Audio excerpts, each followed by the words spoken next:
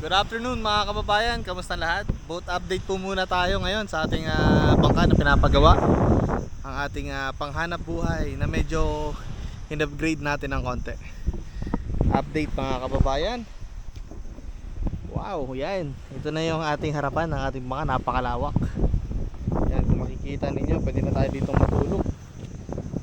Kahit ilang tao, medyo malawak na talaga siya. Yan mga kababayan. Maglakad-lakad.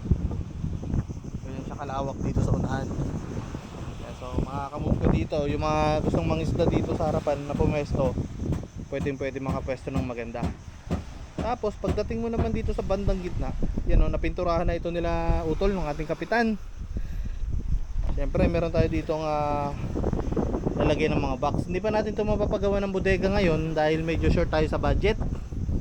Ang mangyayari dito ay katulad pa rin ng setup natin nakaraan. Meron tayo ditong tatlong boxes na malalaki. Pwedeng maglagay ng mga nasa 200 kilos na isda. So bali 600 kilos yung pwede natin ilagay dito.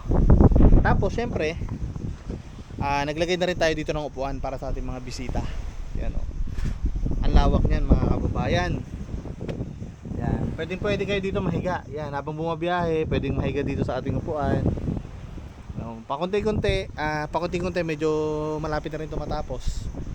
Sa awa ng Diyos,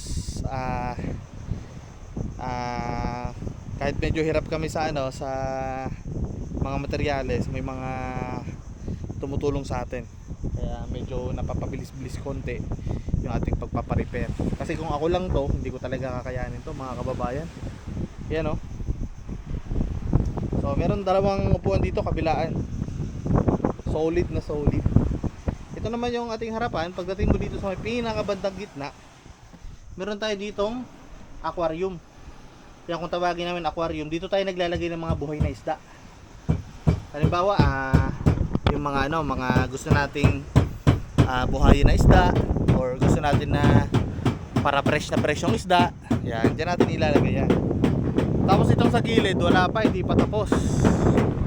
Yan, dito naman yung tulay ito, tulay. Yan. Dito sa gilid, sa likod ng upuan, maglalagay pa tayo dito ng tapakan.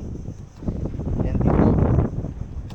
Para yung mga gustong maglakad dito sa gilid, pwede makalakad. Katulad dito. Ito hindi pa ito yung final, pero may nakaabang na dito agad na daanan. Ito, mga takip to dito sa mga kuberta natin. So pwede maglagad. Tapos dito, stay lang dito, lalagyan natin ito ng mga tubig, mga galon. At ito naman yung pinaka special sa lahat at pinaka gustong gusto natin dito sa bangka natin. Ito, ang napakalapad na higaan dito sa itaas. Ang lapad nyan! Yan o. So habang bumabiyahe, pwede tayo maglagay dito ng mga upuan, pwede tayo maglagay dito ng higaan para tulugan. Lahat na pwedeng gawin dito sa itaas. Pwede natin gawin yan. Wag lang painuman. Kahit pwedeng higaan. Yan, napakalawak niyan mga kababayan yan. So yan yung latest update. Nagpipintura tayo ngayon. Marami pa rin kulang mag-tis-tis pa rin kami ng kahoy, dagdag. Para dito sa gilid, kailangan pa natin ng kahoy. Tapos itong mga palatik ng malalaking kahoy na yan, yung palatik natin, pipinturahan pa rin natin yan. Update dito sa likod, mga kababayan, ito baka ipapahuli na lang to. Maglalagay pa tayo dito ulit ng plywood. Iko-covertahan natin yan. Tapos yung ating CR, yan may CR na tayo mga master sir. Sa mga iba namin mga bisita dyan nakaraan, nahihiyang mag CR kapag walang CR. Ngayon meron na tayong CR. Nakaupo na si Kuis Dags. Oo, pwede na kayo mag CR dyan. Tapos dito naman sa kabila, ito yung lutuan. Ito yung lutuan natin. So dito lalagyan ng mga plato. Dito sa ilalim, lutuan. Ganun pa rin. Sa kabila, ganun din. Maglalagay din tayo dito ng mga daanan. Tapos ito, may patungan na yan dito. Nirepair na lang ni Kapitan. Ito, dito rin to. So dito yan. Kapitan, ito si Captain Pogi natin. Yung ating lahat na to, mekaniko, kapitan, carpenter. Yan, halos siya yung gumawa ng bangka ng ating bangka. Tap, ano na yung status ng ating ating project? Nasa na tayo ngayon? Nasa 80% na tayo. 80%? Malapit na tayo matapos. Ano ginagawa mo ngayon, Kap? Gano ako ng kapitan ng manobela.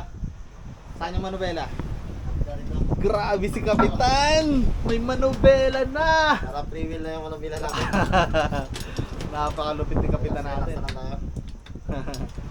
So yan yung ating makina. Ito yung isang sinasabi ko nakaraan na malaking makina. Meron pa tayong isang makina na ilalagay dito din. Bali dalawa na yan. Dalawang makina. Same brand lang sila, Yanmar. Tapos 3 cylinder. Itong malaki natin ay 30 HP. Yung isa naman ay 12 HP yung ating backup. Alright. So yan lang yung ating latest update. Maglalagay pa pala tayo dito ng hagdanan para akyatan dito sa taas.